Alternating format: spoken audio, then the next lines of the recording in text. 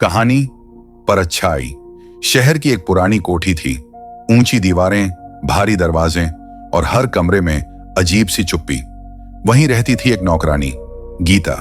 देखने में साधारण, बातों में मीठी, लेकिन अंदर से एकदम जहरीली। वो पिछले 6 महीनों से उस कोठी में काम कर रही थी।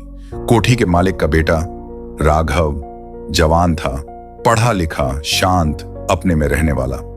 उसके माता पिता विदेश में रहते थे और राघव अकेला ही कोठी में रहता था। गीता हर रोज उसके कामों का ध्यान रखती, लेकिन उसकी नजरें सिर्फ काम पर नहीं होती। वो राघव को चुपके देखा करती, हर उस पल में जब वो अकेला होता। धीरे धीरे गीता ने उसके कमरे के पास ज्यादा वक्त बिताना शुरू कर दिया। राघव जब नहाने जाता, गीता दरवाजे के पास खड़ी हो जाती, हल्की सी आहट पर कान लगाकर सुनती और मुस्कुराती। उसके कपड़े धोते हुए वो उन्हें देर तक हाथों में पकड़े रखती, जैसे महसूस कर रही हो कि वो राघव को छू रही है। राघव को शुरुआत में कुछ समझ नहीं आया, लेकिन एक रात गीता ने हद पार कर दी। वो रात गहरी थी, बिजली चली गई थी। राघव अपने कमरे में लेटा था, तभी दरवाजा हल्के से खुला। राघव ने पूछा, कौन है? गीता धीमी आवाज में बोली, मैं। गीता, सोचा तुम्हें डर न लगे। राघव चौंक गया। तुम इस वक्त यहां क्या कर रही हो? गीता ने धीरे से कहा, मैं तुम्हारे बिना रह नहीं पाती राघव बाबू। तुम बहुत अच्छे हो, बहुत प्यारे। मैं तुम्हें चाहने लगी हूं, बहुत चाहने लगी हूं। राघव घबरा गया। उसने उसे डांटते हुए बाहर भेजा, लेकिन गीता के चेहरे पर कोई शर्म नहीं थी, सिर्फ एक अजीब सी मुस्कान। अगले दिन राघव ने नौकरों को बुलाकर कहा कि गीता को काम से निकाल दिया जाए। गीता शांत रही, लेकिन जाते जाते सिर्फ एक बात कह गई, राघव बाबू, अब आप मुझसे दूर नहीं जा पाएंगे। मैं आपकी परछाई बन गई हूं। उस रात के बाद से राघव की जिंदगी में अजीब घटनाएं होने लगी।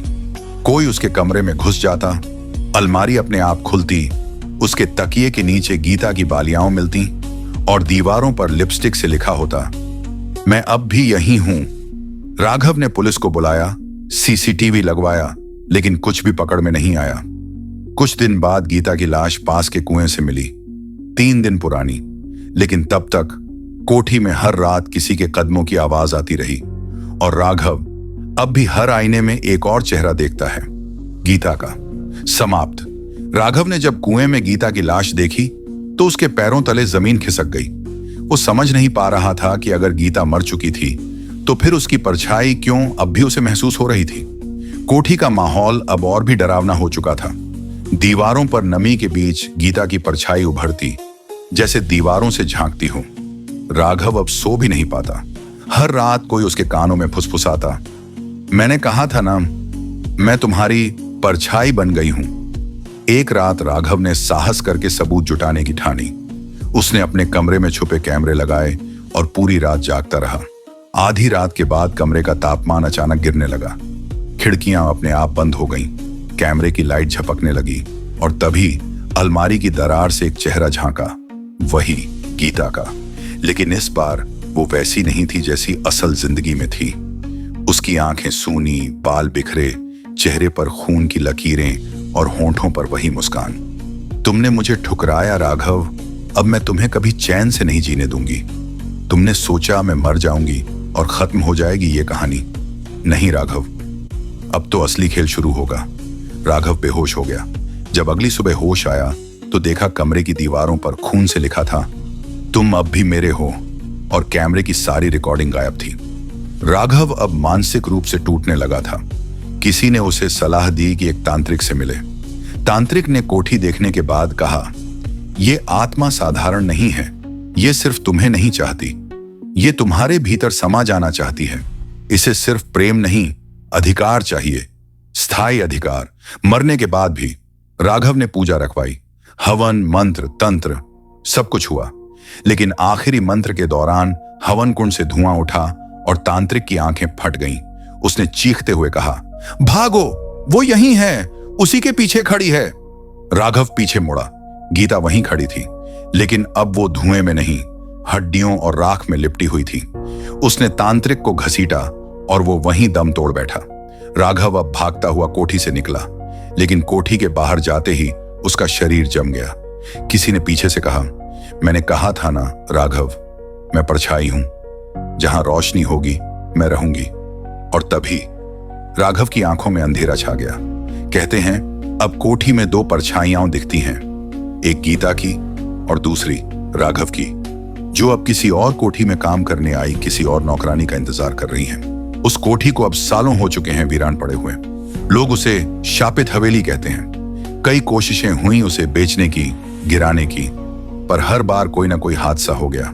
मजदूरों ने खुदाई के दौरान बताया कि जमीन के अंदर से किसी औरत की हंसी की आवाज आती है। एक ने तो ये तक कहा कि उसकी आंखों के सामने मिट्टी से एक हाथ बाहर आया और उसे घसीटने लगा। वो कोठी अब बंद पड़ी थी, लेकिन शहर से दूर एक कॉलेज की लड़की श्रेया ने इंटरनेट पर उसकी तस्वीरें देखी और वहां एक डॉक्यूमेंट्री शूट करने का फैसला किया। वो अपने 3 दोस्तों के साथ उस कोठी में आई, माइक, कैमरा, टॉर्च और सवालों की लंबी लिस्ट के साथ। कोठी में घुसते ही उन्हें अजीब सी सरसराहट महसूस हुई। अंदर घुप अंधेरा था, मगर दीवारों पर खून के पुराने निशान अब भी ताजा से दिख रहे थे। श्रेया ने कैमरा ऑन किया और बोली, यह है कोठी जहां गीता और राघव की आत्माएं अब भी भटकती हैं। हम यहां एक रात गुजारेंगे, सच जानने के लिए। रात गहराने लगी। कमरे में कैमरा रिकॉर्ड कर रहा था। पहले तो सब सामान्य था, फिर अचानक किसी के चलने की आवाज आई। टॉर्च घुमाई गई, कुछ नहीं। तभी एक दोस्त ने मजाक में कहा, अगर गीता सच में है तो आकर दिखाना। टॉर्च 1 सेकंड के लिए झपकी और अगली बार जब वो जलती है, उस दोस्त की गर्दन दीवार से टकरा रही थी। कोई अदृश्य ताकत उसे घसीट रही थी। वो चीखते चीखते बेहोश हो गया। श्रेया अब कांपने लगी थी। तभी एक कमरे का दरवाजा अपने आप खुला और अंदर एक आईना दिखा, टूटा हुआ, पर उसमें किसी और की परछाई थी। श्रेया ने नजदीक जाकर देखा, वो राघव था। परछाई ने धीरे से कहा, तुम गीता जैसी दिखती हो, वही मासूमियत, वही नजरें, वो तुम्हें चुनेगी। अब तुम बच नहीं सकती। श्रेया चीखती हुई बाहर भागी, लेकिन दरवाजा बंद हो गया। हर दीवार पर गीता का चेहरा उभरने लगा। उसकी हंसी गूंजने लगी और फिर वो खुद प्रकट हुई, राख में लिपटी, नंगी आंखों से जलते हुए देखती हुई। उसने श्रेया की ओर हाथ बढ़ाया। अब तू मेरी जगह लेगी, मैं मुक्त हो जाऊंगी और तू मेरी परछाई बन जाएगी। श्रेया ने भागने की कोशिश की, लेकिन जमीन ने जैसे उसे जकड़ लिया और तभी सारी लाइट बंद हो गई। अगली सुबह वो कोठी खाली मिली। किसी का नाम और निशान नहीं था, बस एक नया आईना जिसमें अब 4 परछाइयां थीं। लोग कहते हैं वो कोठी अब भी जिंदा है और हर कुछ सालों में किसी नई लड़की को अपनी परछाई बनाने के लिए बुलाती है। परछाई कभी पीछा नहीं छोड़ती। समाप्त।